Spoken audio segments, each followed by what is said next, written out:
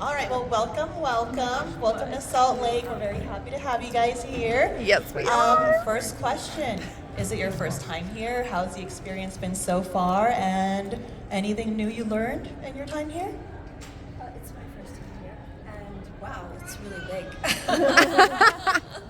It's bigger than anyone I've done. I just started doing these, so yeah, it's great. I'm enjoying it. Thank you. Woo! Yes. Hey, hi. I came in late. This is my second time. I love it here. Well, they turned them up. Sorry. They turned them up and then they're squealing. You need to get me closer, yeah. You're good. Closer or farther Test. Closer. How's this? Closer. This is my second time to Salt Lake City. This is, I think, my favorite con. I've done a bajillion of them, and you guys, everyone here is so kind.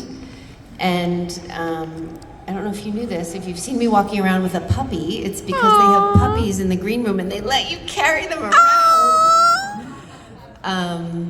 What? And I love it here. I always have. Woo!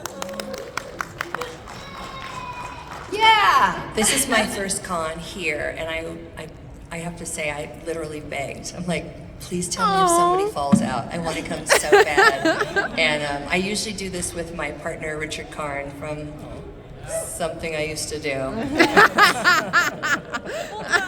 Gotta be so careful. Oh, man. But he couldn't make it, and I was fortunate enough to be invited at the last minute. So I'm really happy to be here, and thanks for your reception, because I've had a great time.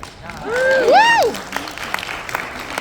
All right, so as our normal panels go, I'll ask a couple questions, then I'm going to open the floor to all of you to ask your questions, but please remember, we're not able to talk about certain things. Let's keep it fun, let's keep it casual.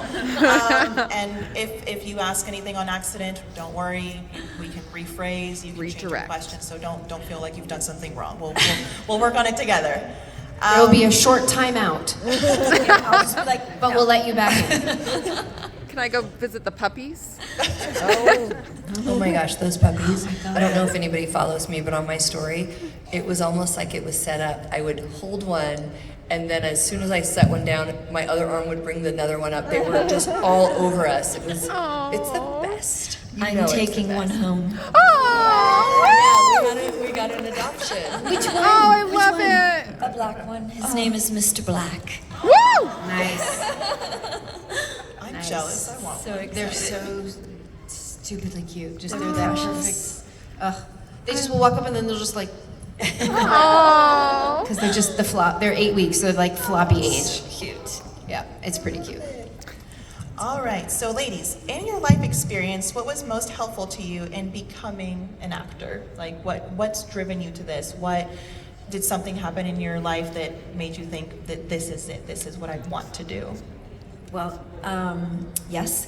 I played Bambi's mother in second grade in the Bronx. Yes! That was it for me. It was just, that was it. I got to become someone else and live another life. And so when I was 8, my mother didn't want me to do it. So when I was 18, I was in New York and I got an agent. And this is when you had to audition for the agent to get, you had to do like a monologue. So I did, and I got the agent, and then booked my first job, which was the Cosby Show. So. Woo! Yes. Yeah. Blessed. Yeah. I kind of stumbled into it at kind of a later age. Our parents had get robbed, and so my girlfriends were like, you could do these bikini contests on the weekends. And you could make $500. I'm like, there's no way. That's if you win. She's like, oh, you're totally gonna win. So I was like 18, 19 years old, started doing that, and met a commercial agent, and just like one thing led to another. We used to go from commercials to this thing called Under 5, where you'd get hired and you could do a small thing. It was under 5 lines or less, So I started there, and then I did little under 5s on soap operas and this and that, and then I discovered commercials. And the first month I discovered commercials, I did 12 national commercials in 2.5 months, and I was like, this is so easy. I had no idea.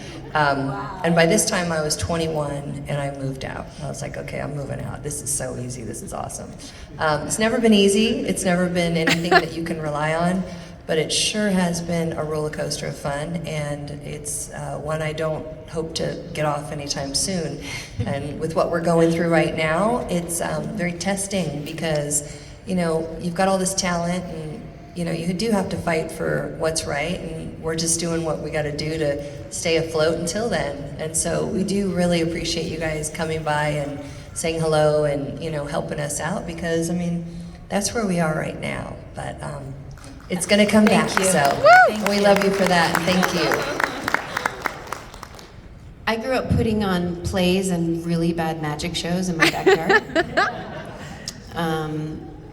I think it was mostly just because I wanted to dress up in the outfits. And then as a teenager and into my 20s, I was modeling in New York, and I started doing commercials. And then a director, later in my mid-20s, a director saw one of my commercials. I'd moved to LA by then to go to college, not to act.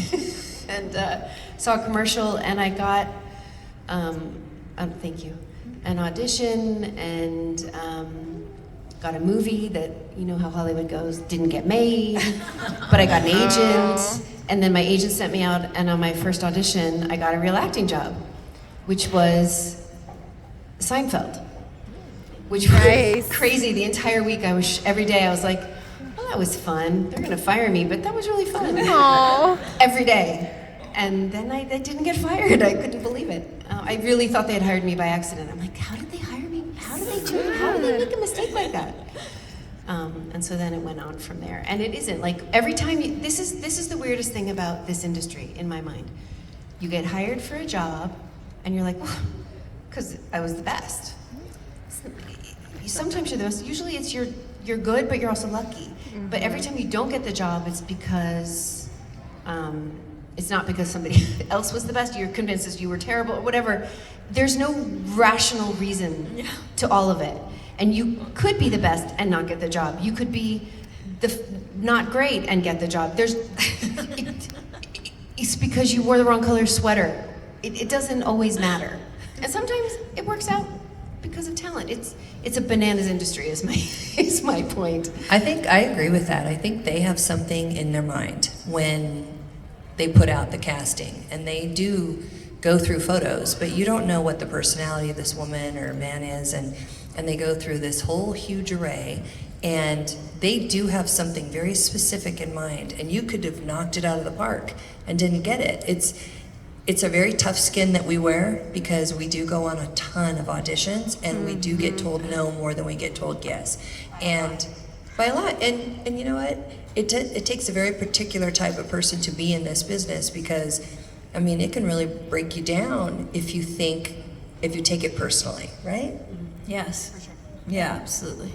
But it does make us stronger women, and it does make us stronger people, and it does make us compassionate to those who maybe didn't get the role and try to figure that out, because we've all been there. Woo! Yeah. Love it. Beautifully said. So when it comes to roles in general, are there certain roles you gravitate to? Maybe, more maniacal characters, softer characters, darker characters, comedy characters. Is there like a preference when it comes to what you want to gravitate to? No, for me it's about the script, and the director and the content. And I just decided to be an actress again. I got clean 7 years ago, and when I got out of Congratulations. Thank you so much. I'm not anonymous about it. So when I got out of rehab, I was like, okay, I'm not doing politics, I'm not doing acting, I'm not doing anything. I'm gonna be an interior designer. And then 7 years clean, God said, what are you doing? I gave you talent. What are you doing with it? And I'm like, he said, get an agent. I'm like, okay, I'll get an agent. And then the strike happened. So it's God's timing, it's good. But I'm really excited to get back into it. And I want to play something completely different from Dion. I want to grow up. I can say we're excited to see what you do next. Yes. Thank you Woo! so much. question. When it comes to characters or roles, Oh. do you gravitate to like any particular type of role? Well, yeah, the ones that I'm not right for. Usually. I want to be like the Marine or like Tomb Raider or any of those things. And then, and they're like, do you want to be the mom? Sure, because the good job is the one you get hired for, right? Because it's a living, it's our job. And yes, you all want to play your dream role, but I'm not top of the list. I'm just not. And then, you know, in this one show I was on, my character had been dead for a while, and then came back and was the mom, and then I got to be kind of like Tomb Raider. So I don't know how that happened, but I was blessed, and so I got to do that one time. I probably will never get to do that again. Wow, that's fantastic. It was so crazy. They're like, here's your machete, here's your muscle car, wicked. here's your own rifle, here's your shotgun, and here's your all these other weapons that I don't know what they were for.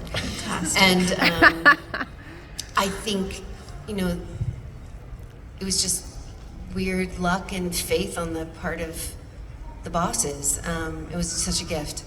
So I'm at a place now where, yeah, there are some times when you read the script, you're like, I just can't. Right. Like, I just cannot. I would love to work, and I haven't worked in a while, so I should, and I feel my insides dying reading this. Yeah, we have to make serious choices. Even though it pays the bills, we have to make serious choices for our brand, because our brand is so important that you don't damage it into a way. Like, it would be nice to be very diverse and say, well, I can play this and I can play that, but it could be just one role that takes you to this place where you are not thought of but anything but that role, and stereotype you out of being cast for other roles. So it is tough. It's also just about your soul while you're doing it, and it couldn't be like, doesn't necessarily have to be something demeaning or damaging or typecasting. For me, a lot of times it's just like, first of all, I feel like I'm insulting the craft of filmmaking by supporting this schlock. Yeah. And if your heart as an actor, like embodying this character, is just so like, it's not playing a dislikable character, because that can be fun. Playing a bad guy is the best. But just not a realistic character. Something just, your soul is like dying a little inside every time you're doing it, and you're like, yeah, it's a living, but there are many other ways to make money. So anyway, it's complicated. Actors are complicated. Yes. Are there any actors in the audience? One book I go by, and I've been doing it since I was 18, and it's The Method. It's called The Method. So if you're going to be an actress, get the Method, or an actor, get The Method. Best acting book. It's not your life, you know. It's not what they think is not what's most important. You know, you have to really have a strong sense of self, of knowing who you are, you know, and what you're good at. And if you really want a role that's something that's way out of your character, then really work hard on it, you know, really delve into that person. And, you know, the method way is like, takes like 2 months sometimes to turn into this person, you know, but when you do, it's so much fun. But then afterwards, you're like, okay, who am I? So yeah, if you want to be an actor, just make sure that's all you want to do, because it's complicated. Yeah. It's Auditioning for me is terrifying. I hate it. I absolutely despise it. Any actor who says they love it, they're lying. You have to make but I find that if I become that character and forget Stacey, get her out of the way, and walk in as that person as soon as I walk through the door of the producers, because there's usually like 10 people in the room. You're like, really? It takes this many people to freaking make a decision? But okay. You know, if you're really that person, the nervousness goes away. You're not there. And that's how I know if I did a good job. Is if I walked out and I forgot what I did, I know, okay, I did a good job. I don't remember what happened. So that's exactly it. Because a lot of times, if you're the observer and you're like, well, I'm going to try to imitate what I did before that was good, you are third party to what you're doing. Exactly. And it takes a lot of practice to let go that way. Yeah. It requires fearlessness. Yeah. But there's nothing like it. I know, It's right? magical. It's a high. It is. It is. A natural. You guys all get the finished product of what we go through when we are in a scene, whether it be a scene with another couple, another person, and we say all of our lines with the cameras like this. And sometimes they are, great, and the actor will stand behind the camera and feed you your lines. And you'll say all those lines like we said it once and then he said it and like it was going back and forth. But literally it takes like hours to turn the cameras around and get her point of view back. And so these things sometimes take a long time. So when you're doing it as an actor, you have to try to stay as emotional and invested every single time. And that is the art that sometimes, you're like, oh, I wish I would have said it, I wish they would have used that one. But I mean, some of these things are, you guys don't see it, but that's what we go through. And on that note, recovery, self-care. How do you self-care or take care of yourselves when you're done prepping for a role, when you're done auditioning for a role? Like, how do you go back home and just take care of yourself after putting so much into this? I'll say daily, after a day of work, I just shut down. I shut it down. I don't talk on the phone. I don't look at I'm not into social media. I can't. But I do it because I know I have to. But no social media, no talking. I take a hot bath. I say my prayers, and I just, But if I'm doing a film or a series, I still remain in that character. And when I wake up in the morning, it's like, okay, as I'm getting ready, I'm that character. And then if it's a film or a series and it's completed, it's a wrap, there's like a thing that happens where you like have a down. Like you're like, oh, okay, that's over. Okay. So now you have kind of like a period where you're like, okay, what do I do? And that time I just take care of myself and, be good to myself and think positive, pray about it, and then let it go. Let it go. I think each role that we prepare for and have to decompress from is completely different. I'll just give you a funny little example. I did a public service announcement before I was in the Screen Actors Guild with an actor I'm sure you know, Patrick Warburton. And he and I met, Putty and everything else. He's just such a beautiful man. He is. Still friends with him and his family. I absolutely love them. But we came into work and we were introduced and there was a bed, okay? So it was basically our whole thing was making out on a bed till it got to that point of almost making relations. And so we got to that point and, he's like, it's a public service announcement to get paid, so it shuts down, and he leaves. Well, the reason I'm telling you this is because we were literally open mouth kissing and rolling around, and I was in a negligee, and he was in a pair of boxers, and he says to me right before we start, like, it's uncomfortable, you don't know this person, and all of a sudden you're going to be macking with him, and then, he's a good-looking guy. I'm like, okay, I'm game. But he's like, I just want you to know that if I do or if I don't, I'm just going to apologize ahead of time. And you look just like my sister Kathy. Oh no! Let's go. And so we went through a 14-hour event, and we said our lines and what have you. It was wonderful. He was a very good actor. And this was the craziest thing. At the end, we're dressed now. And we're signing our papers, and I was like, hey, it was really nice to meet you. We did not hug. We just shook hands, and it was great. Yeah. Now, when I see him, we love each other, and I give each other the biggest hug and what have you. But driving home, okay, let me just tell you, that was my decompress. I'm like, oh my gosh. Like, if I told my girlfriends what I did for work today, literally, that guy was beautiful. I'm just driving home talking to myself, going, that was just an amazing job. I got paid for doing that. It was like a hall pass. You made out with Kronk.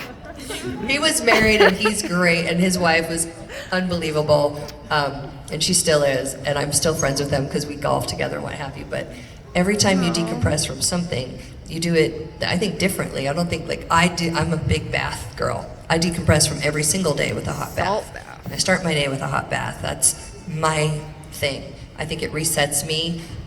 It puts me where I'm like, okay, you're done. You did everything you needed to do. Now you can relax and go to bed. But how do you decompress?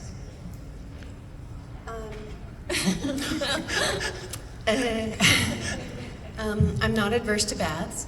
I am not adverse to bourbon, but not a lot. I have like one shot with a cube, and I'm like sipping it, and it breaks my day. Because a lot of times what I find is after I've been on set the whole day, sorry. I was just thinking, yeah, if only one was enough for me. Right. Fair. I find that after a lot of times you get to set at 5 o'clock in the morning, which means you got picked up at 4 o'clock in the morning or whatever. It's early, and you are on. And even when you're in your trailer, like I can't shut it off and like take a nap or whatever. Like you have to keep the energy up. And so when you're 16 hours, 18 hours, you get home, I find I'm actually like, it's hard for me to go to sleep, even if I'm exhausted, because you've been like, your brain's been going, and then you're like learning, and you have to be prepared for the next day. And so like day to day, I just try to like eat something I love, take a hot shower. Taking off the makeup and doing all that sort of pulls me out of my character and I become myself again. I'm really like boring. I'll watch some TV, I'll read a book, I'll FaceTime my family, because I'm usually away. Nobody ever films where you live. And then after a job, I mourn it. I let myself mourn it, because you miss it. You miss it. You miss the people, you become a little family. And I let myself like be sad. And then little by little, new stuff will start to come in, and you like start looking for a new temporary family. And you just roll. You just roll on through it. Beautiful. I love all those answers. Those were great. So I have one last quirky question before we open the floor for y'all. So if you guys want to start lining up by the 2 microphones over here, we'll take turns. We'll start on this side and then this side. And let's just remember, let's keep these questions project free. Let's get to know these lovely ladies. And yeah, start lining up whenever. Now, my quirky question is, do you have a essential item that you take everywhere with you, whether it's daily or travel? And did you bring it to Salt Lake? My rosary beads and a candle, always. I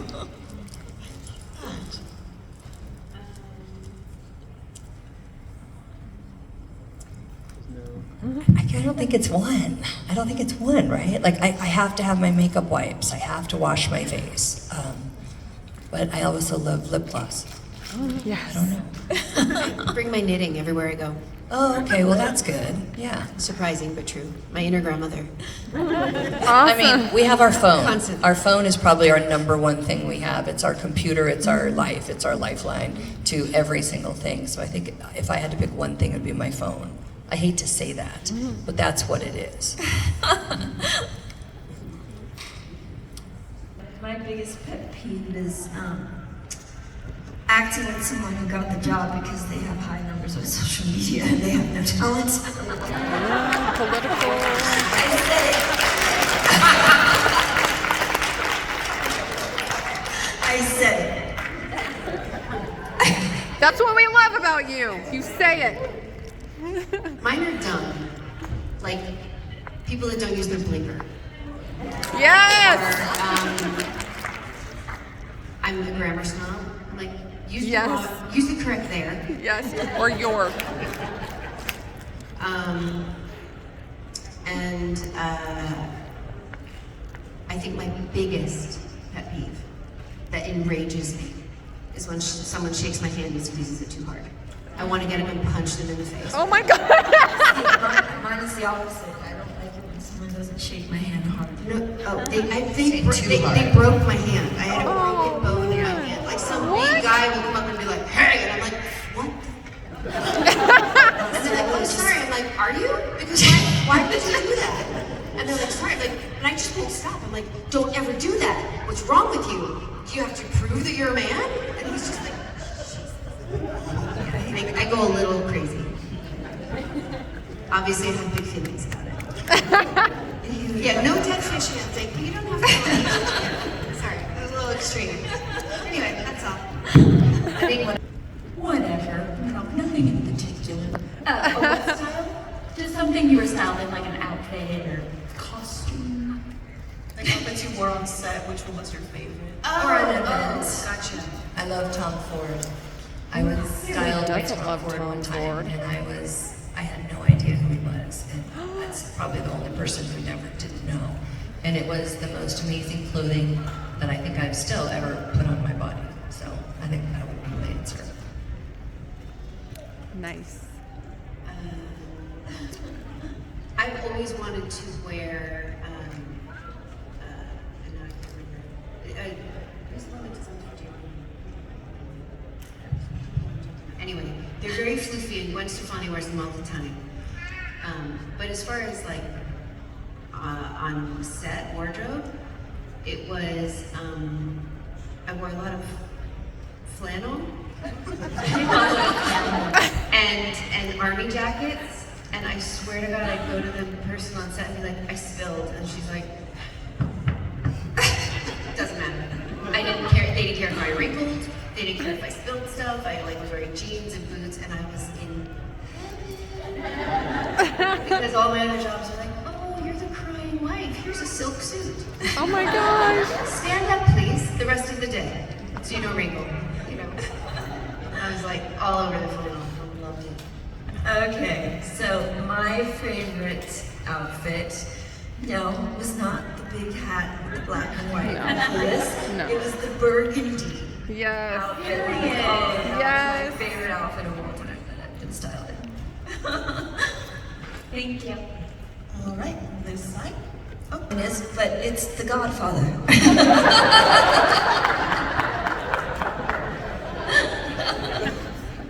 Good choice. She's like, yes, She's like, oh, you know what else? My favorite, Cinderella.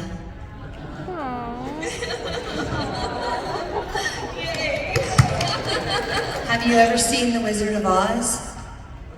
See, that every time someone asks me that, that's what comes into my head, and I'm not sure if that is my favorite movie, but it's the answer that comes into my head, so it was pretty magical for its time. I have so many, like each one in a different genre. You know,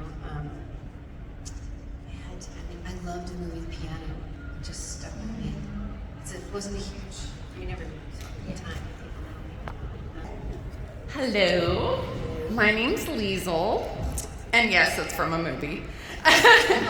My question is what food could you not live without? Like mine's cheese. So what food could you not live without? Is coffee a food? Oh, sure, we'll go with that. That's my breakfast. Fair. Toast. Toast?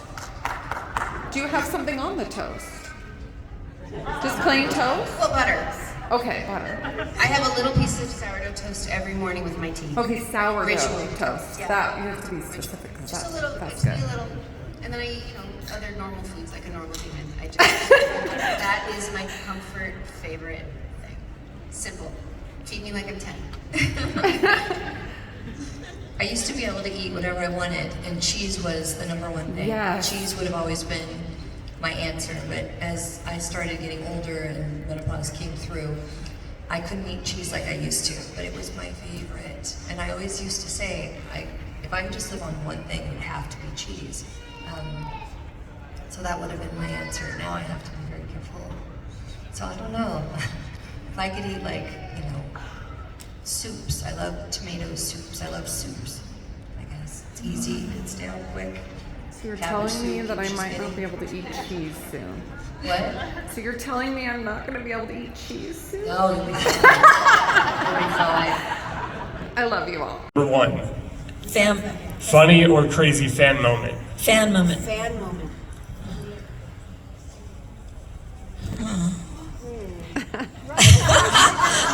I'm thinking. Well.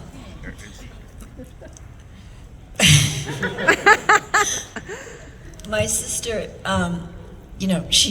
she always yells at me. I don't know if this is funny, but someone will say my name and I'll turn around and look. She goes, "Would you please stop turning around and looking?" Because, But if it's my friend? Yeah, I know, right? It's my friend. But my daughter cannot stand when I'm recognized, so I have to wear a baseball hat and sunglasses whenever I go out with her to a store. And I took my sunglasses off, and I got recognized. She goes, "Mama, don't look up. It's your eyes." I'm like, what am I supposed to do? How old is she? She's 20. Oh. How am I going to see? Where am I going to go?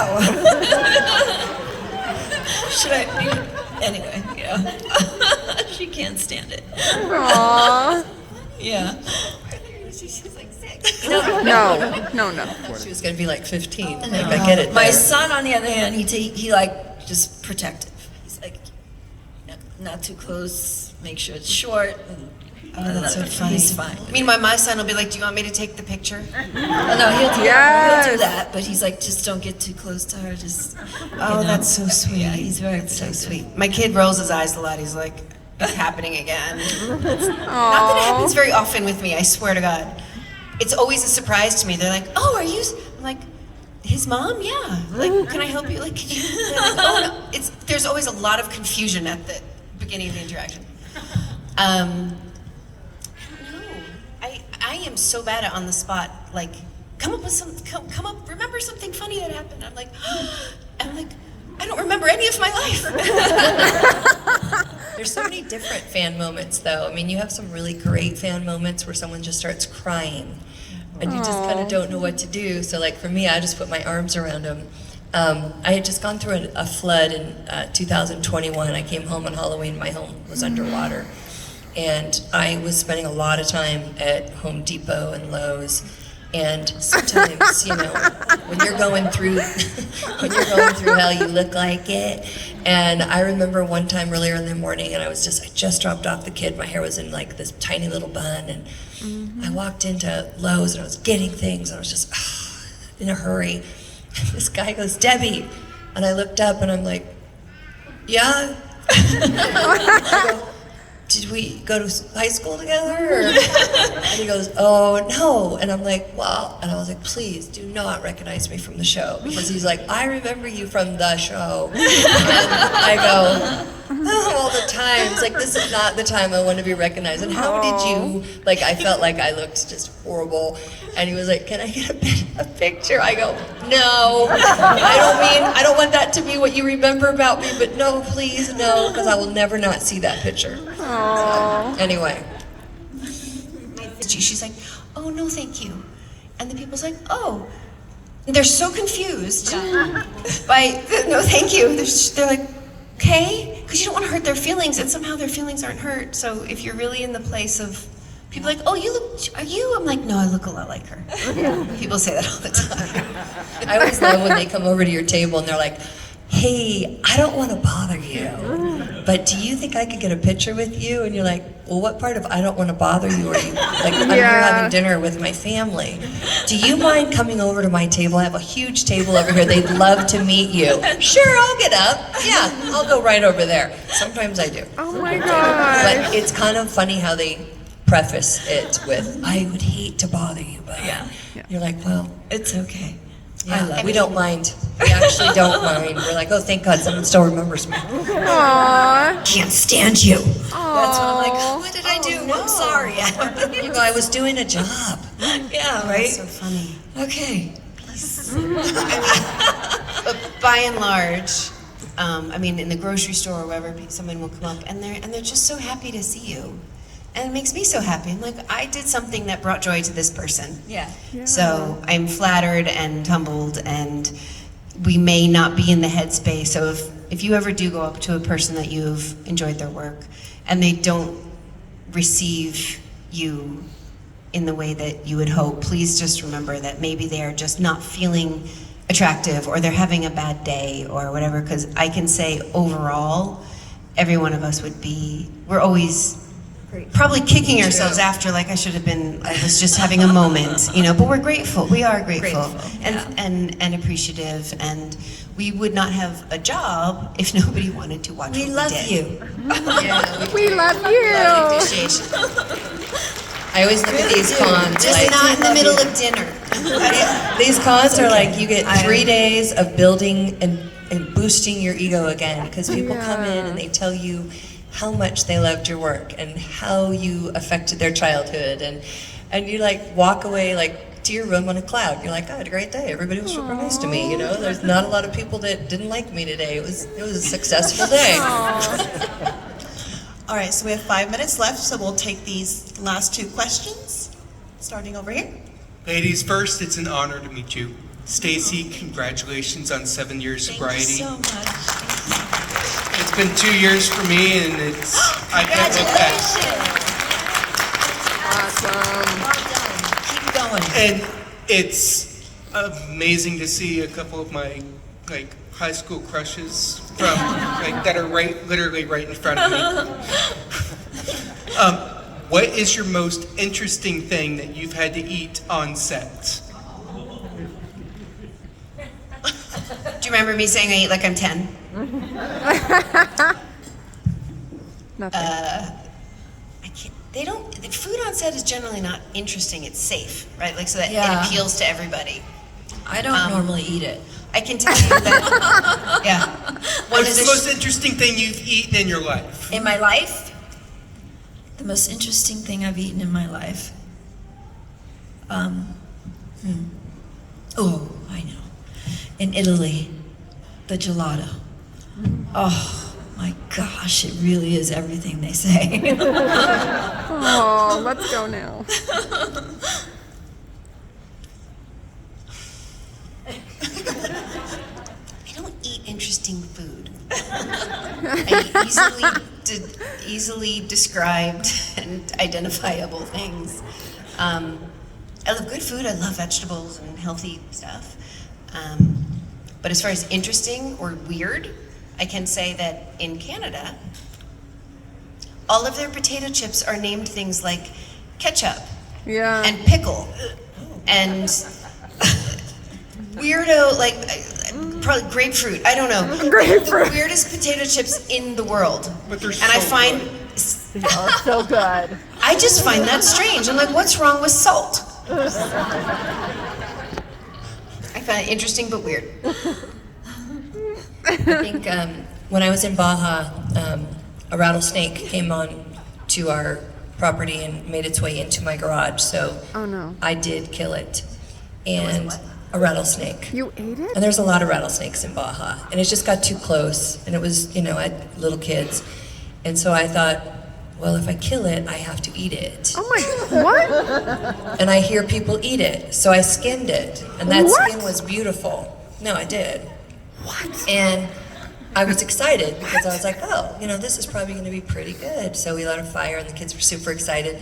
It tasted like bones, and you could barely get the meat out. And I thought to myself, if I was on a show where you had to survive, the show I mentioned, but if I was on a show like that, I don't know how you would even eat it. I mean, you'd probably have to eat it raw, because it was the worst. And that was probably I've had snails. I had escargot the other night. I love it.